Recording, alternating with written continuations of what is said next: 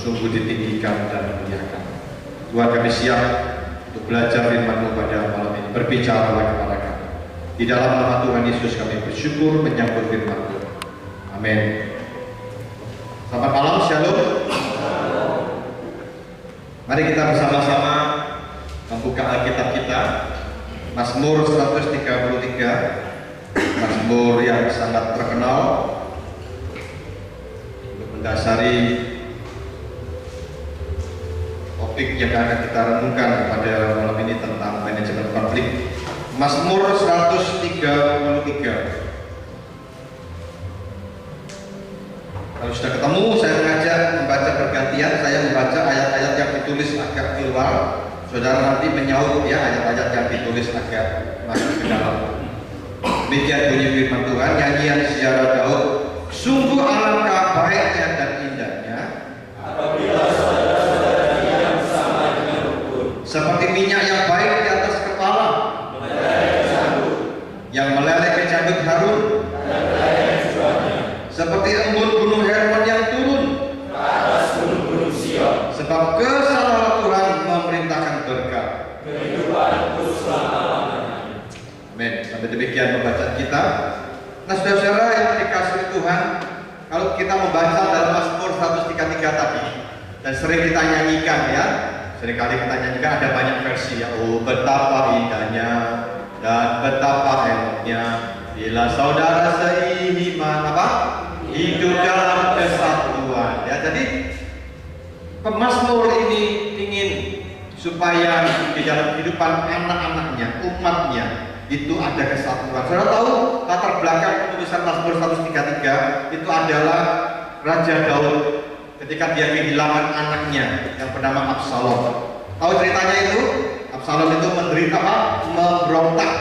Akhirnya oleh pasukan Raja Daud jadi kejar-kejar dan akhirnya dia dikatakan rambutnya panjang ya, itu terkena angin, kemudian nyantol di pohon, akhirnya dia tersandur, ya, kemudian ditombak dan kemudian meninggal. Nah, saudara, ketika Daud mendengar bahwa anaknya mati, apakah dia senang? Apakah dia bahagia? Enggak. Walaupun dia tahu itu musuhnya yang ingin menggulingkan dia, yang ingin melakukan kudeta merebut kekuasaan, tetapi Daud berkabung, dia menangis. Karena apa? Karena dia kehilangan orang yang dia kasih. Dia merasakan bahwa ketika tidak ada kesatuan, maka akan terjadi apa? Kehancuran. Di dalam keluarga, di dalam gereja, ketika tidak ada kesatuan, maka disitulah akan terjadi kehancuran. Dan iblis senang kalau gereja hancur, iblis senang kalau keluarga hancur. Untuk itu hari ini kita melihat saudara banyak ya, gereja-gereja yang tadinya itu luar biasa kompak, tetapi kemudian melalui ketidakharmonisan, melalui ketidakakuran, ketidakkesehatian, akhirnya terjadilah apa yang disebut dengan konflik. Melalui konflik itu akhirnya kalau tidak diselesaikan dengan baik, maka akan ada kehancuran. Nah, saudara, berbicara tentang konflik, saya ingin katakan bahwa manusia, dan dikatakan pemimpin juga ya, tidak pernah terlepas dari konflik dengan orang lain. Setuju? Selama kita masih hidup dalam dunia, kita tidak pernah lepas dari konflik. Baik keluarga, papa mama, saya pun keluarga pendeta. Bukan berarti kalau begitu saya tidak ada konflik dengan istri, dengan anak ada. Biasa, konflik itu bagian daripada hidup. Di gereja juga begitu. Kalau gereja itu tidak ada konflik, itu justru perlu tanda tanya. Nah, saudara, konflik itu adalah sesuatu yang biasa. Tetapi saudara, kita juga perlu waspada bahwa konflik itu bisa membawa dua akibat. Yang pertama, untuk menghancurkan iman kita, yaitu membuat orang meninggalkan Tuhan dan pelayanan, dan akhirnya merusak kerukunan. Yang kedua, justru konflik itu bisa menumbuhkan iman. Semakin kita setia kepada Tuhan, semakin kita bisa menjaga kerukunan. Nah, pertanyaannya pada malam ini, kita pilih yang mana? Saya percaya kita ingin pilih yang kedua, betul ya? Konflik tetap ada, tetapi konflik tidak menghancurkan, tidak membawa kepada satu kerukunan itu rusak, satu kerukunan itu akhirnya terganggu. Justru kita ingin melalui konflik itu iman kita semakin bertumbuh. Kalau kita perhatikan di dalam Alkitab, saudara, Bagaimana kiatnya untuk kita bisa membawa persekutuan kita, persaudaraan kita itu tetap rukun walaupun ada konflik. Nanti kita lihat di dalam bagian yang terakhir ya. Nah, kita akan lihat bagaimana kiat-kiatnya. Nah, sebelum kita bicara tentang kiat, saya ingin kita mengerti dulu tentang apa yang seringkali menjadi penyebab terjadinya konflik. Supaya kita ini bisa hati-hati ya, waspada baik di dalam keluarga, di sekolah, di tempat Anda bekerja, atau mungkin di gereja, supaya kita tahu bahwa oh ini loh yang seringkali kalau tidak hati-hati bisa menyebabkan konflik. Yang pertama, konflik itu disebabkan karena adanya perbedaan persepsi. Tahu persepsi? Persepsi itu adalah cara pandang seseorang terhadap sesuatu. Itu seringkali karena berbeda, akhirnya timbul masalah, timbul konflik. Saudara, ini ada bunga ya, ini umpamanya kalau putih itu biasanya bunga melati, kalau merah itu yang biasanya terkenal bunga apa? Mawar. Ada orang suka bunga mawar. Biasanya mungkin wanita-wanita harus tanya, kamu senang bunga mawar? Wah, senang Pak. Karena apa? Harum, ya baunya harum, semerbak wangi. Tapi saya tidak suka bunga mawar. Karena apa? Karena pernah suatu ketika saya megang-megang bunga mawar kena tusuk durinya. Akhirnya apa? Persepsi saya tentang bunga mawar itu berbeda dengan persepsi Anda. Kalau Anda mengatakan itu baik, bagi saya tidak. Nah, seringkali gara-gara satunya ngomong baik, satunya ngomong tidak, ini bisa jadi masalah, jadi konflik. Nonton acara TV, ya sama-sama nonton acara TV, satunya seneng. Sekarang lagi musim film Turki, ada yang seneng nonton film Turki, ya. Ada mungkin ibu-ibu seneng, tapi bapak-bapak nggak seneng. Wah, gitu aja, satunya yang bagus, Pak. Gara-gara nonton TV bertengkar, saudara. Karena apa? Tidak bisa menerima perbedaan. Saudara, kita ini tidak bisa sama. Setiap orang punya persepsi berbeda, tergantung daripada masa lalu kita, pengalaman kita. Nah, ini seringkali jadi masalah. Di gereja juga begitu, ya. Kadang-kadang di dalam pelayanan kita punya persepsi yang berbeda tentang sesuatu. Ada yang mengatakan, oh ini tim metode penginjilan yang paling cocok EE. Sekarang kan lagi ya rame ya EE. Tahu EE? Pernah dengar EE? Evangelism Explosion, ya tahu? Tapi ada yang mengatakan tidak suka, itu kurang bagus, yang lebih baik itu 4 hukum rohani. Jadi seringkali dalam gereja itu gara-gara seperti itu, maksudnya sama-sama sama, maksudnya tujuannya sama untuk penginjilan, tetapi karena persepsi yang berbeda, dua hamba Tuhan aja bisa bertengkar, bisa konflik. Apalagi majelis dengan majelis dan sebagainya. Ya. Jadi itu yang pertama, yang seringkali bisa menimbulkan konflik, yaitu adanya perbedaan persepsi. Yang kedua, saudara, adanya keyakinan yang bertentangan. Adanya dikatakan di dalam bahasa Inggrisnya itu adalah competing belief, artinya keyakinan yang bertentangan. Nah, ini seringkali kalau kita perhatikan lagi sekarang ini nggak fatal, ya. Ini lagi rame, mereka diusir di mana-mana. Karena apa? Karena mereka mengaku Islam, tetapi mereka mengaku semua agama sama. Nah, bagi orang-orang Islam ini apa? Tidak benar, ini sesat ini. Nah, perhatikan saudara ya, perbedaan keyakinan itu bisa menimbulkan apa? Konflik sampai mereka diusir. Kalau tidak diusir, ada yang sampai rumahnya dibakar dan sebagainya. Orang-orang Islam menganggap saudara dan saya ini kafir. Karena apa? Karena kita berbeda dengan mereka. Kalau mereka percaya kepada Nabi Muhammad SAW, kalau kita percaya kepada Yesus Kristus, katanya kalau Isa Al-Masih itu bukan Allah, dia adalah manusia. Mereka mengatakan Allah itu tidak beranak dan tidak diperanakkan. Nah, saudara, adanya perbedaan kepercayaan, keyakinan, ini seringkali menimbulkan konflik. Makanya saudara, mengapa hari ini banyak orang-orang yang akhirnya memilih ateis? Bahaya. Memilih apa? Ateis. Percuma, buat apa? Kamu punya agama, akhirnya konflik. Agama sama-sama Kristen, sama-sama Islam. Ya, kita mungkin Kristen pun juga begitu. Ada aliran tertentu yang membuat kita tidak senang, kita juga akhirnya konflik dengan mereka dan sebagainya. Jadi saudara, keyakinan yang bertentangan itu juga bisa menimbulkan konflik. Ya. Yang ketiga, konflik itu bisa disebabkan karena disturbing feeling, gangguan perasaan. Seseorang bisa terganggu perasaannya karena apa? betul ya? Tersubing kata tersinggung, ya. Masa loh, biasanya itu sama saya deket, Pak. Saya ketemu di mall, Pak, dia pura-pura nggak tahu, Pak. Hancur ya, hatiku sakit, Pak. Masa dia pura-pura nggak tahu, mentang-mentang dia gandeng cewek, Pak. Padahal aku sudah nyapa manggil, dia pura-pura ada gangguan perasaan. Gangguan perasaan juga bisa karena apa? Karena apa? Gangguan perasaan bisa karena apa? Selain tadi ya sikap, tetapi juga bisa karena apa? Perbuatan atau juga karena perkataan. Kamu memang kelihatannya cantik ya, tapi kamu orangnya jorok lah, saudara ya. Pertama dipuji dulu cantik, tapi terus kemudian jorok, nah ya. Waduh, tersinggung yang marah. Nah, bisa akhirnya terjadi konflik yang tadinya tidak ada masalah jadi masalah. Hati-hati saudara ya, di dalam pelayanan saya ingin katakan saudara harus tadi didoakan pengurus baru ya. Jadi pengurus itu tidak gampang ya. Saya ingin katakan siap-siap, kadang-kadang ada gangguan apa tadi?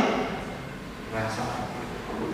Mosok aku ini pelayanan sudah mati-matian, tidak pernah loh Pak dipuji Pak. Salah titik masuk dalam dunia berita Pak. Betul loh, ya biasanya begitu saudara ya. Pelayanan itu saya sering kali mendengar keluhan begitu, majelis-majelis banyak akhirnya nggak mau pelayanan, imamnya mundur, justru merusak. Tetapi kita tidak boleh begitu, ya. Kita harus tahu itu biasa dalam hidup begitu. Kadang-kadang ada orang yang membuat perasaan kita terganggu, ada orang yang membuat kita menjadi marah, menjadi emosi. Itu juga bisa menimbulkan konflik, ya. Lalu yang keempat adanya competing wants, adanya keinginan yang bersaing, ya, persaingan keinginan. Ini biasa kalau rebutan apa? Pasangan ya, sama-sama naksir si A, ya. Ini biasanya begitu di gereja seringkali begitu, apalagi di komisi pemuda ya, hati-hati, ya. Pasti saya tahu kalau di sekolah minggu mungkin tidak terlalu anu ya. Ya, kalau di pemuda biasanya begitu. Rebutan ya, satu orang lah direbut 3 orang umpamanya. Wah, bisa rame. Ada kompetisi keinginan. Wah, satunya jor-joran dia mau pakai uang untuk apa? Untuk menarik perhatiannya si dia. Wah, ada yang pakai bajunya ya, apalagi pakai baju ngejreng ya, merah muda umpamanya. Ada yang pakai caranya dengan apa? Traktirnya beli bakso apa umpamanya, ya, ada macam-macam ya. Jadi saudara, persaingan keinginan itu juga bisa menjadi konflik. Dan hati-hati juga saya ingin katakan di dalam pelayanan, seringkali hamba-hamba Tuhan dengan hamba-hamba Tuhan itu terjadi konflik. Saya harus jujur katakan, saya seorang pimpinan dari sekolah teologi, saya seringkali ingatkan kepada mahasiswa hati-hati. Ya. Kalau di kampus saja kita tidak bisa kerjasama, mulai saling menghargai, itu bahaya. Bersaing boleh tidak? Asal yang sehat.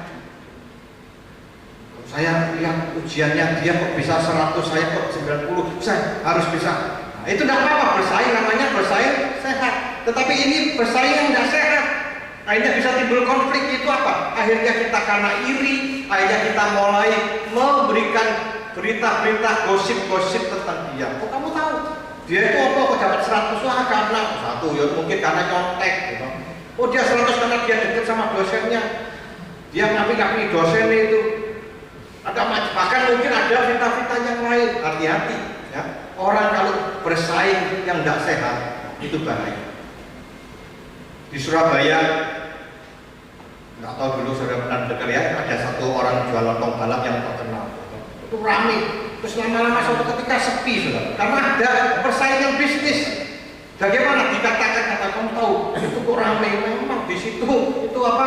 Kemaronnya tempatnya apa? Lontong balap itu dikasih celana dalam, ada CD-nya apanya ya. Betul saudara ya. Ada lagi dulu apa? Dapat rawon yang terkenal itu di Malang Muling gitu. Itu sekarang sepi sudah. Beberapa tempat juga sepi karena ada persaingan. Ada isu bahwa katanya pernah ada orang lihat ke dapurnya, di pancinya itu ada orang sakit kusta di situ katanya. Wah, orang akan ngeri kan, padahal itu semua adalah persaingan bisnis. Hati-hati ya, kalau saingan bisnis tidak hati-hati, saingan pelayanan tidak hati-hati, bisa terjadi konflik. Di rumah tangga juga begitu kan, saudara dengan saudara, kakak adik ya, gara-gara saingan bisa konflik. Jadi itu yang kelima, yang terakhir, penyebab konflik itu bisa perilaku yang menyerang ya, itu disebut dengan offensive behavior. Itu bisa secara verbal dan secara non verbal ya. Bisa dengan tindakan kekerasan, dipukul ya, berkelahi, hanya bisa merasa wah aku kok dipukul sama dia. Artinya mungkin karena omongannya yang nyelekit ya, omongannya yang menyakitkan dan sebagainya. Nah, saudara, itulah beberapa penyebab di dalam terjadinya satu konflik di mana saja ya, baik di gereja, di sekolah, di keluarga, masyarakat dan sebagainya ya. Lalu kita lihat selanjutnya cara yang salah untuk menghadapi konflik itu apa? Yang pertama yaitu avoid ya, menghindar. Ada sebagian orang tidak mau menghadapi masalah dengan lari dari masalah. Terus daripada rame-rame, daripada stres, daripada bertekad proses aku ngalah saja. No, ya, itu tidak benar juga. Karena apa? Anda tetap tidak ada kepuasan.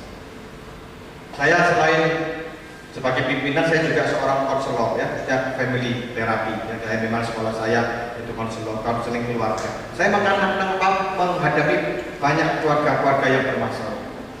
Salah satunya apa? Karena ini ketika ada masalah itu disimpan, ngalah, lari daripada aku biasanya Pak, kalau dia rame-rame aku tak tinggal Pak. Anu rame tak tinggal Pak, tinggal lama-lama meledak. Akhirnya tidak terkuasai, tidak terkontrol dengan baik. Jadi saudara-saudara, ini adalah cara yang tidak benar. Karena apa? Karena Anda tidak puas, ada yang disimpan dan itu akan menjadi seperti bom, sewaktu-waktu bisa meledak. Akhirnya sudah, aku tidak tahan, sudah, aku keluar dari rumah, kita pisah, kita cerai, terus aku tinggalkan gereja, aku tidak mau lagi ke pemuda. Nah, ini kadang-kadang begitu. Kenapa banyak gereja-gereja akhirnya satu-satu pergi? Ya, berarti tidak ada masalah. Karena apa? Ada, tapi dia nyimpen, dia tidak berani ngomong, dia tidak pernah sampaikan. Akhirnya dia sudah pada puncaknya, sudah aku keluar saja. Hati-hati ya. Jangan kita lari, jangan kita menyimpan. Ada pepatah tadi Mama pepatah Tionghoa juga ya. Orang Chinese juga bilang ada namanya cing-cing jedimen. Tahu cing-cing jedimen? Diam-diam makan hati. Jadi diam-diam grogoti. Hati-hati ya. Ini biasanya yang banyak ini adalah laki-laki. Hati-hati ya. Kaum pria itu nanti kalau pacaran ada konflik daripada rame-rame ngalah, disimpan. Anu lagi konflik lagi ngalah, disimpan. Hati-hati ya. Banyak laki-laki itu gampang jantungan ya. Ya, jantungnya gampang pedot saudara ya. Karena apa? Karena disimpan. Jadi tolong ya, saya ingin katakan kepada laki-laki, kalau ada masalah ngomong cerita, ya, sampaikan kepada pacarmu kalau ada masalah tidak suka apa. Kalau pacarnya kan enggak, kalau wanita kan enggak. Biasanya lebih gampang kalau tidak langsung ngomong, kan itu, tapi ngomong gak mari-mari kan. Gitu. Tapi tidak apa-apa, makanya biasanya wanita itu lebih panjang umur dibandingkan dengan laki-laki. Karena apa? Tidak terlalu nyimpen begitu-begitu, dikeluarkan semua, ya. Yang kedua, cara menyelesaikan konflik yang salah yaitu dengan mengancam. Ada sebagian orang menyelesaikan masalah dengan mengancam satu pihak. Kamu coba macam-macam ya. Kamu nanti tak lapor nomor agung ya. Ada gitu kan? Hanya takut, hanya ngalah. Ya. Mengancam itu macam-macam, saudara. Ya, bisa dengan ancaman, dengan apa tadi saya katakan menakut-nakuti, juga mengancam itu juga dengan memberikan semacam ini apa bribing apa itu menyuap. Jadi bisa seperti itu ya. Kalau kamu nggak nurut ya, kalau kamu mau rame aja lalu ya, kamu nanti tak kasih duit lagi loh ya. Kalau kamu tak kasih permen lagi, jangan gitu anak kecil aja ya. ya kalau kamu nanti tak kasih permen, kamu nggak kasih. Jadi itu mengancam, ya. Hati-hati, itu juga tidak bagus, ya, itu tidak benar. Lalu kemudian yang ketiga, ada orang menyelesaikan masalah dengan kompromi, dengan memberikan sesuatu untuk membungkam salah satu pihak. Nah ini ya, kompromi dalam pengertian tadi saya katakan, kalau tadi itu mengancam, tapi ini sekarang kompromi. Ini juga tidak benar, ya. Jadi menghindar, mengancam itu tidak benar. Nah, bagaimana sekarang kiat untuk menyelesaikan konflik, ya, karena waktu nanti saya juga memberikan kesempatan kalau ada yang mau bertanya, ya, saya akan coba. Yang pertama, nah, untuk menyelesaikan konflik berarti kita harus memiliki kesadaran jati diri Kristen. Kita harus sadar bahwa orang Kristen harus hidup dalam damai dengan semua orang. Ini penting. Kita harus sadar siapa diri kita. Kita ini bukan sembarangan, kita berbeda dengan dulu. Paulus katakan, aku sekarang bukan aku lagi. Aku menanggalkan manusia yang lama dan mengenakan manusia yang baru. Hidupku bukannya aku lagi, tapi siapa?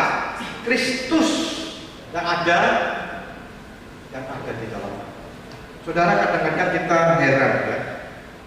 Kok bisa ya orang Kristen ini padahal katanya sudah percaya Tuhan, pelayanan, kok bikin masalah, kok konflik gak mari-mari. Pernah saudara, kalau saya perhatikan di Surabaya ada satu orang itu terkenal, ya, saya tidak sebut namanya. Itu sampai sekarang itu pindah-pindah gereja berapa kali, sudah hampir 8 kali mungkin. Betul. Konflik kok sama orang pasti bertengkar. Padahal kadang-kadang heran kok bisa ya. Padahal ini orang katanya sudah bertobat, percaya Tuhan, pelayanan, tapi kok konflik terus. Saudara, itu artinya apa? Dia tidak menyadari siapa diri.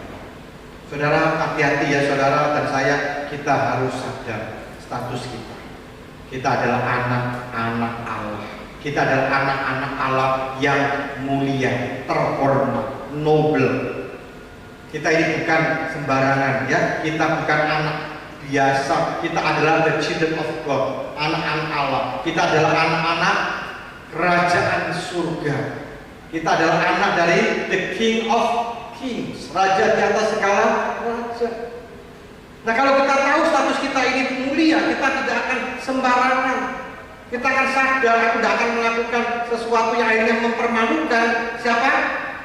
Nama Tuhan. Saudara, beberapa waktu yang lalu, sudah perhatikan di kerajaan Inggris, ya, itu ada masalah Lady Di dengan siapa? Pangeran Charles, tahu ya? Itu aja kan rame. Loh, kok gak pantas ini keluarga apa? Noble family, keluarga yang mulia, keluarga kerajaan kok sampai begitu, sampai akhirnya terjadi perselingkuhan, sampai akhirnya kecelakaan merenggut jiwa siapa sih? Lady Di. Itu jadi masalah. Beberapa tahun lalu juga di Indonesia, di Jawa Tengah, tahu saudara? Daerah mana? Jogja itu ada keraton. Terjadi perebutan kekuasaan kan, konflik di dalamnya, rame, disoroti berita terus. Karena apa? Tidak pantas. Ini adalah keluarga yang mulia yang harusnya menjaga kemuliaan kerajaan. Nama baiknya dijaga. Jadi saudara, mari ya, untuk kita bisa menyelesaikan konflik, perhatikan apa dikatakan Mas Pur tadi. Sungguh alangkah indahnya, alangkah baiknya dan indahnya apabila saudara berdiam dengan rukun. Seperti minyak di atas kepala. Kepalanya siapa di situ? Kepalanya Harun. Harun itu siapa? Harun itu siapa? Seorang imam, pemimpin. Dia punya status, dia punya tugas yang mulia sebagai pemimpin umat. Jadi dikatakan seperti itu. Jadi kita harus sadari untuk kita bisa rukun, ya, kita bisa menyelesaikan konflik. Mari pertama kita sadar kita ini mulia, kita ini punya status yang tinggi seperti seorang imam, pemimpin. Kita ini punya kehormatan, ya. Yang kedua, untuk menyelesaikan konflik ada kemauan menyelesaikan konflik. Tanpa ada kemauan untuk menyelesaikan masalah, maka masalah tidak akan pernah selesai. Ini penting. Kuncinya ada kemauan. Saudara punya konflik dengan A dengan B, satunya mau, tapi kalau satunya nggak mau, bisa nggak? Nggak bisa. Seringkali saya menghadapi keluarga suami istri, biasanya yang mau datang itu biasanya laki atau perempuan? Yang laki atau perempuan? Perempuan. Perempuan biasanya menyadari dan mau, Pak, aku nggak mau gini terus, Pak. Rumah tangga itu tiap hari piring terbang terus, Pak.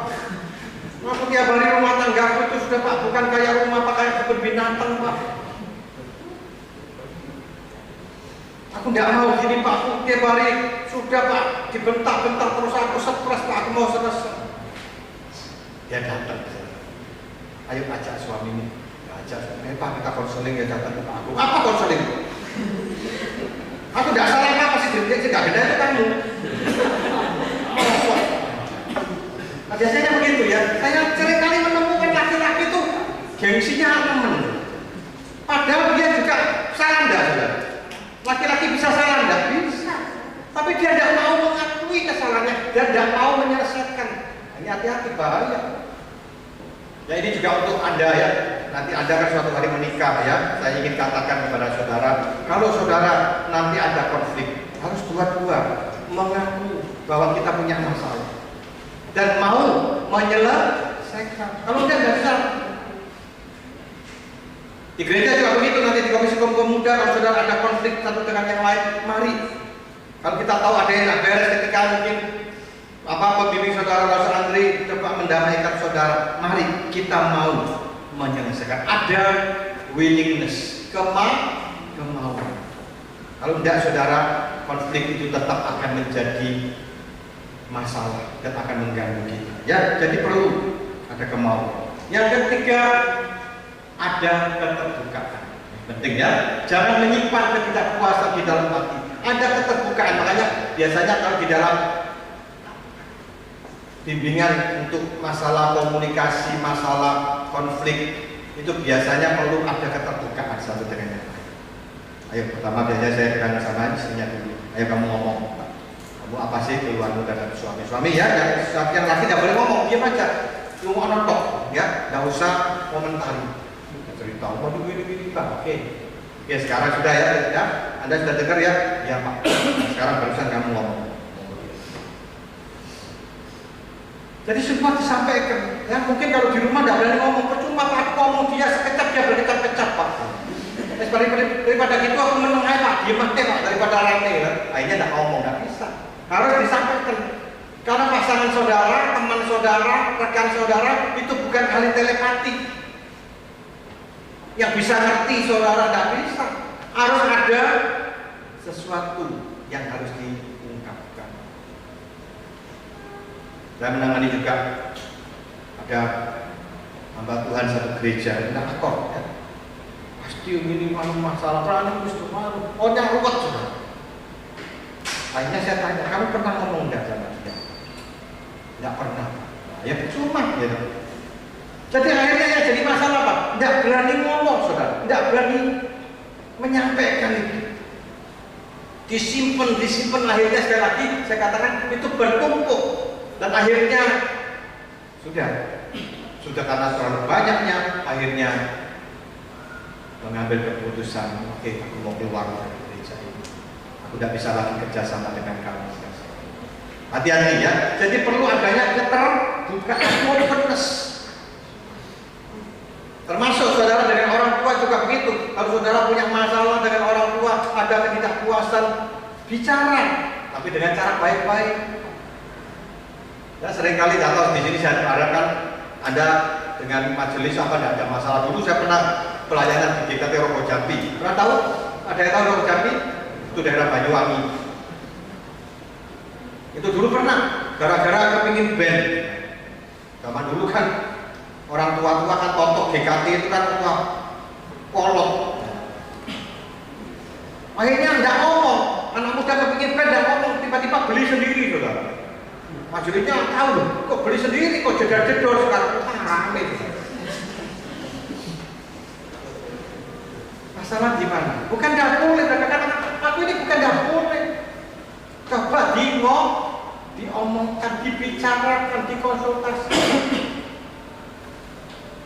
maunya apa, ada keinginan apa, ada kerinduan apa, silakan. Ya, jadi penting saudara ya, sesuatu itu perlu adanya keterbukaan ya. Jadi kalau saudara nanti umpamanya pemuda ada sesuatu yang tidak suka dengan bahasa Andri, bicara ya, jangan depannya bahasa ya, di belakangnya wah awas yo. Jangan. Hati-hati ya, saya harapkan itu seringkali terjadi. Saya seringkali lihat itu. Banyak orang-orang di depannya baik-baik, tapi di belakangnya tidak senang. Jangan, ya. Saya percaya Rasul Andri, saya tahu dia ya lebih baik mulai kecil dulu. Ya, pertama kali saya menemukan ini ya, kalau tanda petik ya ketemu. Ya, saya tahu ya. Dulu tidak kayak gini sekarang ya, dulu modelnya ya kayak ada gini culun-culun begitu ya. Bawahnya. Tapi sekarang ya Tuhan pakai luar biasa, puji Tuhan. Tapi dia tetap manusia biasa.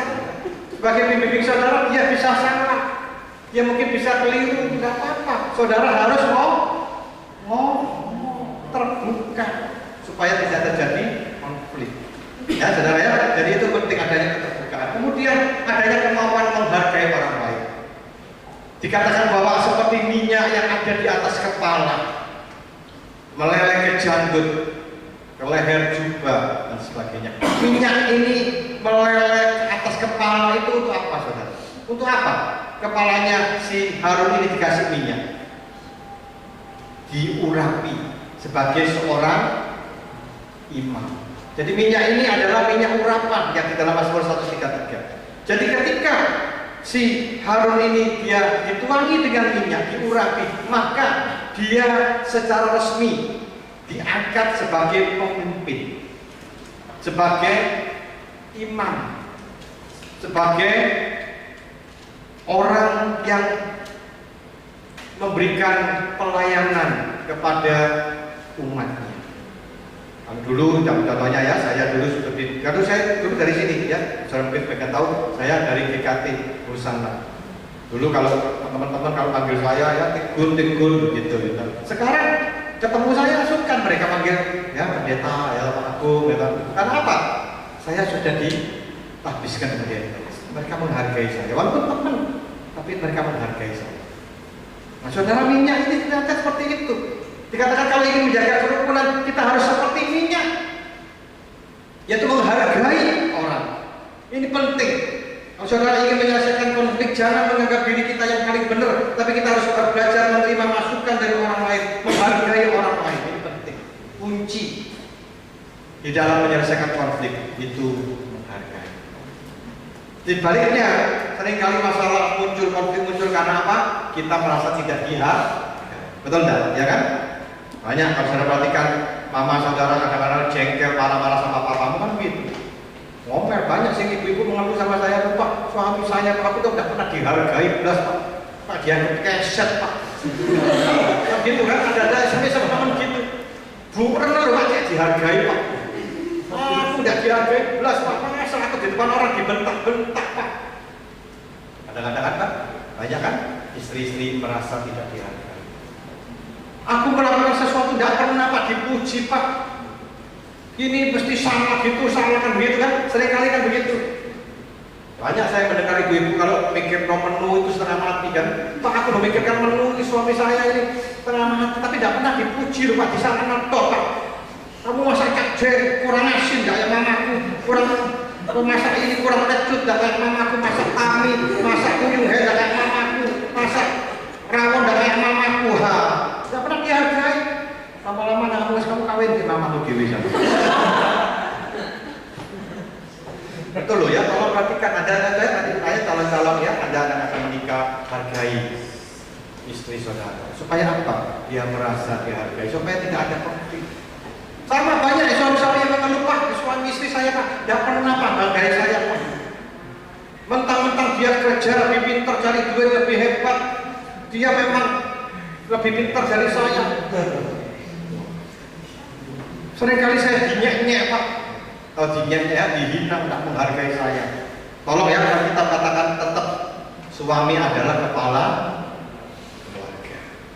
Walaupun Anda mungkin nanti lebih pintar cari duit, Anda lebih punya jabatan tinggi, tolong perhatikan kaum wanita, Anda harus menghargai suamimu sebagai kepala keluarga. Menghargai dengan apa? Dengan juga ucapan, ya, tindakan. Jangan kadang-kadang banyak suami-suami mengeluh, aku ini aduh tak dihargai, ngomongannya itu lupa kasar Pak. Panggil saya itu, aduh Pak, pokoknya aku ini sampai kadang-kadang merasa tidak dihargai sama sekali. Ucapannya Pak. Makanya hari ini kan banyak laki-laki selingkuh gara-gara apa? Dapat tak di rumah. Bedanya apa? Kalau selingkuhannya manggilnya mesra kan, darling kan gitu kan. Istri saya manggil saya maling, loh Pak.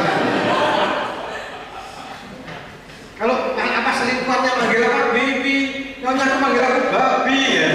Hampir sama. Nah ya saudara belajar ya untuk menghargai. Ya, next.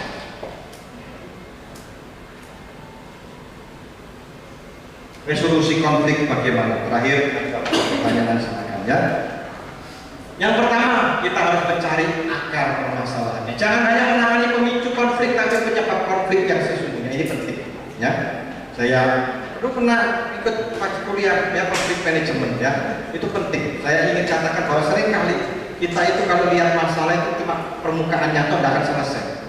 Umpamanya si A, si B bertengkar gara-gara apa? Itu loh, dia tadi males Pak aku. Kayak ini contoh, ada hamba Tuhan itu sama mahasiswa praktek itu tidak cocok, konflik. Saya tanya sama penggembalanya, ada apa kok? Kamu dengan dia katanya kok tidak nyokok, tidak bicara. Itu lupa males Pak dia Pak. Saya masa waktu itu tidak ada pembantu saya nyapu Pak. Dia tinggal di rumah saya diem tok Pak. Tidak ada inisiatif untuk membantu dia diam aja Pak.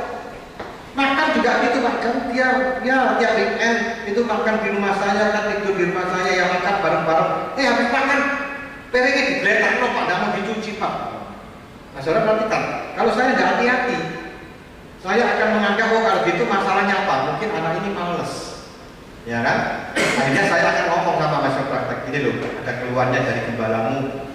Kamu kurang begini ya, kurang rajin, kalau dia nyapu, kamu boleh bantu kalau waktu habis makan kamu coba cuci piring. Oke Pak, dia sudah lakukan itu sudah. Ternyata nggak selesai masalahnya. Nah masalahnya apa? Ternyata bukan di situ. Saya harus hati-hati. Akhirnya saya bicara dengan dalam, akhirnya dia katakan iya Pak. Sebenarnya itu bukan masalah utama. Masalah utama apa? Dia itu seringkali Pak tidak pernah menghargai saya. Kalau dia punya program, umpamanya di komisi pemuda, nggak pernah rundingan sama saya. Dia kan masih praktek Pak, saya kan gembala. Kan harusnya kan kadang-kadang pergi Pak sama pemuda, dibawa kemana-mana, saya nggak tahu Pak, nggak diomongin kemana Pak.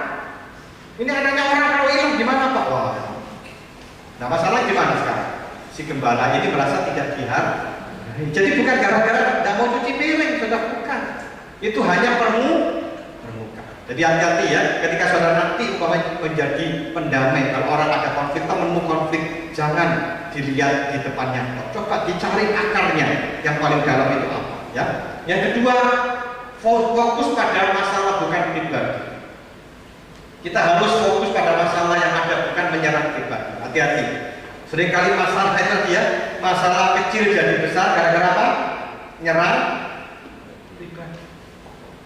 Suaminya pulang taruh sepatu, taruh baju sembarangan. Istri kan rapi kan, boleh tidak marah? Boleh tidak menegur? Boleh. Kasih tahu Pak, tolong Pak ya, taruh sepatunya yang bagus. Aku ini sudah seharian, sudah kotor, sudah rapi. Pakai bajunya ya, kalau copot yang bagus, taruh tempatnya untuk apa? Keranjang untuk cuci dan sebagainya. Nah, boleh ngomong begitu. Tapi seringkali kan tidak begitu. Seringkali kamu juga naruh sepatu gitu, naruh baju gitu, tidak bisa. Kamu memang turun bapakmu, kamu makmu gak urusannya kamu, sama urusannya bapaknya. Akhirnya masalah kecil jadi besar. Gara-gara apa? Menyerang pribadi keluarganya, buat apa? Hati-hati ya, saudara, jangan ya. Ketika saudara nanti di gereja ada konflik, selesaikan masalah, cari masalah.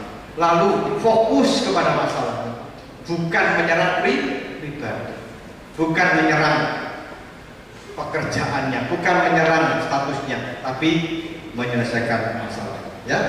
Kemudian yang ketiga, jangan libatkan orang lain agar tidak masalah semakin panjang. semuanya, kecuali saya katakan pihak yang bisa mendamaikan, mungkin pendeta, konselor dan sebagainya ya. Jadi kalau saudara ada konflik dengan seseorang, jangan libatkan orang lain yang tidak perlu. Ada orang yang pergi cari bolong, gitu. Wah cerita, waduh si A itu begini-begini, hati-hati, tidak tambah bagus ya, tidak tambah baik, biasanya semakin runyam. Karena orang belum tentu bisa ingin mendamaikan, mungkin juga kesempatan. Oh ini kebetulan ada konflik, dia mungkin juga benci sama ini, wah kesempatan tambah runyam. Jadi tolong saudara jangan libatkan pihak ketiga yang tidak perlu. Kalau memang itu perlu, cari orang yang sungguh-sungguh profesional ya, entah itu pendeta saudara, konselor, pembimbing, dan akhirnya dia bisa menolong. Kalau tidak jangan ya, jangan kita mengumbar kejelekan orang lain itu kepada orang yang tidak bertanggung jawab ya. Nanti saudara mungkin sudah damai, tapi akhirnya apa? Nah, saudara sendiri dengan orang itu jadi masalah ya. Jadi jangan libatkan orang lain ya. Dan akhirnya saudara, yang paling penting dikatakan kita harus belajar memiliki pengampunan. Seperti minyak di atas kepala meleleh ke janggut dan ke leher jubah. Saudara, ini bukan tanpa alasan ketika Pak Pasman mengatakan itu. Minyak itu ternyata mengalir bukan hanya di atas kepala, meleleh ke janggut dan ke leher jubah. Saudara, saya mau tanya, Anda kalau pakai baju putih, kalau kerja, itu biasanya kalau pulang sore, bagaimana yang paling kotor? Ya kan, leher jubah ini ya, kerah, kotor, dan baunya minta ampun, saudara. Itu bolotin kok di situ ya. Nah ini ada apa maksudnya ini? Ada kaitannya apa yang dipakai untuk minyak itu? Menarik, saudara, saya mempelajari itu ternyata minyak yang dipakai untuk mengurapi harum itu ternyata wangi, harum, dan itu menutupi leher jubah, bau yang tidak sedap, keringatnya harum, dia melayani dari pagi sampai malam di bait suci, supaya jemaatnya itu tidak tutup hidung terus ini bambu apa ya. Tapi karena minyaknya ini harum semerbak itu menutupi bau. Nah sama dikatakan juga embun. Embun itu juga begitu, yang menyegarkan. Tahu dia embun ya? Tidak tahu embun tahu? Bapak-bapak tidak tahu ya, suami apa? Laki-laki mungkin kurang ngerti. Ibu-ibu atau wanita kan biasanya tahu embun. Itu biasanya di mana embun itu? Di atas daun. Warnanya bening atau butek? Bening. Untuk apa? Menyegarkan. Daun yang kemarin layu, bunga yang kemarin layu sekarang segar kembali karena. Nah, bagaimana kita bisa menyelesaikan masalah konflik? Seperti minyak itu tadi, menutupi bau, menyegarkan orang lain. Dengan apa? Forgiveness. Pengampunan. Ya, tanpa pengampunan kita tidak akan ada penyelesaian di dalam konflik. Nah, saudara, itulah beberapa hal yang sudah saya bisa sampaikan. Pertanyaan penutup, apakah saat ini saudara memiliki konflik dengan orang lain? Konflik jangan dibiarkan, karena itu bisa menghancurkan iman saudara, menghancurkan pelayanan saudara, bahkan akhirnya membuat saudara akan meninggalkan Tuhan. Jangan. Tapi biarlah konflik tetap ada. Konflik itu jangan ditinggal, jangan dihindari, tetap hadapi, supaya kita bisa menang dan akhirnya itu boleh menguatkan iman kita. Bagaimana caranya? Kita akan menyelesaikan konflik secara benar agar menumbuhkan iman kita, ya, bukan menghancurkan iman kita. Tapi demikian, ya, apa yang bisa saya sampaikan. Mungkin kalau ada pertanyaan silakan. Saya kasih kesempatan kalau ada yang mau bertanya, yang mungkin belum jelas, atau mungkin ada kasus-kasus saudara yang ingin disampaikan. Mungkin tidak harus berkenaan dengan Anda, mungkin temanmu, ya, atau di keluarga atau di mana saja. Silakan kalau ada. Ada yang mau bertanya, silakan. Jangan sungkan-sungkan. Ada? BW mau tanya?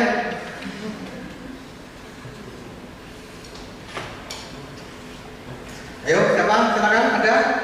Langsung angkat tangan, silakan bertanya tentang konflik. Saudara mungkin punya masalah di sekolah, mungkin ya tempat kuliah atau kerja, mungkin ya, kan? Mungkin menolong orang konflik. Apa? Tidak apa-apa, silakan. Nah, BW kan betul, ayo. Seperti kita tahu kan gereja kita ini kan tua ya. Ya. Realitas generasi yang di atas pemuda-pemuda ini kan lebih berpikirannya agak Kolot. gitu ya. Sewaktu kita pelayanan bareng, acara besar, itu kan terkadang ada yang namanya kita temui konflik. Ya. Dan memang waktu itu beberapa orang memang tahu kalau konflik ini disebabkan oleh satu orang.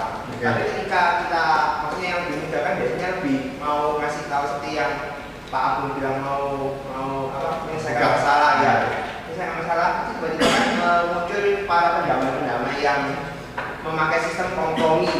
Jadi karena sesama umumnya mereka sudah tahu orangnya kayak gini, udahlah biarkan aja. Nah, kalau kayak gitu kan nggak bakalan selesai. Kalau kita sih tidak apa-apa bisa cengli, tapi kalau mereka kan nggak bisa berubah. Akhirnya ke depannya lagi mereka bakal gitu lagi. Nah, kalau masukannya dari Pak Aku gimana untuk mengatasi masalah itu? Memang itu saya pikir satu kendala ya. Kadang-kadang tidak semua konflik bisa diselesaikan. Gara-gara seperti itu. Orang-orang yang sebesar tadi kan saya katakan kan suami istri bertengkar, istrinya suaminya kan tidak mau, merasa benar. Nah, repot. Musuh orang seperti itu ya kita hanya bisa doakan saja. Betul. Dan kita tidak bisa apa-apa. Kita mau kan, tapi dia tidak mau terus kita mau apa ya? Kita hanya doakan supaya Tuhan menggerakkan hatinya. Kalau sudah tidak mau ya sudah kita doakan biarlah apa? Ya kita serahkan kepada iblis katanya. Ya kata-katanya ya. Ya biasa saya tahu, memang tidak gampang. Ya, ada satu pihak mau tapi yang lain tidak mau, itu susah. Nggak bisa ngomong. Sama dengan suami istri keluarga umpamanya mereka bertengkar datang pada saya. Kalau satunya bilang aku tidak sama, tidak mau ya sudah tidak bisa. Tapi kalau dua-dua merasa ya Pak kami sama-sama salah, kami butuh, itu biasanya lebih cepat masalahnya selesai. Ya, bagus. Ada lagi? Yang cewek-cewek biasanya punya masalah mungkin di kantor atau di sekolah atau di rumah. Ya silakan. Ayo, jangan takut cepat. Ayo. Nanti pulang nggak bisa tidur dan. Ada? Cukup kalau tidak ada apa kita tutup. 1, 2, ada lagi? Ada ya, baik ya kita ya. Terima kasih Tuhan untuk malam ini kami boleh belajar manajemen konflik. Kami tahu di dalam kehidupan kami tidak akan lepas daripada konflik selama kami hidup dalam dunia, baik di gereja, keluarga, tempat kami bekerja, kuliah maupun di masyarakat. Tapi biarlah dilakukan prinsip-prinsip yang kami pelajari malam ini boleh menolong kami untuk kami tidak terus hidup di dalam konflik. Kami boleh selesaikan dan konflik akhirnya boleh menjadi kekuatan bagi kami, bukan justru menjatuhkan, menghancurkan iman kami. Tuhan Kau tahu setiap kami, mungkin kami ada konflik di tengah-tengah keluarga dengan orang tua, mungkin dengan teman atau dengan rekan kerja atau dengan siapa saja. Tuhan tolong berikan kami kesadaran bahwa kami adalah anak-anak Tuhan, orang-orang yang punya status mulia. Biarlah kami mau mengambil inisiatif untuk menyelesaikan masalah. Dan biarlah kami belajar untuk fokus pada masalah, bukan menyerang pribadi. Dan ajarkan kami juga Tuhan untuk mau saling mengampuni. Berkati Komisi Pemuda, berkati hamba-Mu Mas Andri di dalam tugas pelayanannya, berkati para pengurus yang baru untuk terus boleh dipakai Tuhan untuk memajukan Komisi Pemuda kita. Ini Tuhan doa kami di dalam nama Tuhan Yesus, Kepala kami yang setia. Kami berdoa, kami bersyukur.